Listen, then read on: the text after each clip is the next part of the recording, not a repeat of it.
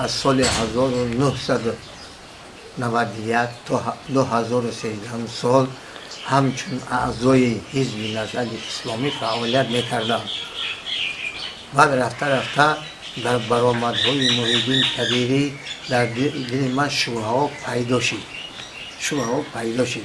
بعد من دستکشی کردم دیگه در یگان جلسه اشتراک نکردم. اینها با همون انصار الله و دولت های نزدیک همین با ما معلوم با هم یک تروریست ها تیار کرده بر ضد تاجیکستان که من تیاری دیده ایستاده بودیم. این نفرینه، این نفرته. حیف با همون فرد تاجیکستانی، فرد تاجیکی با دولت خودش، ملت خودش الان خیلی خیانت ها میکنه. من لعنت میگم.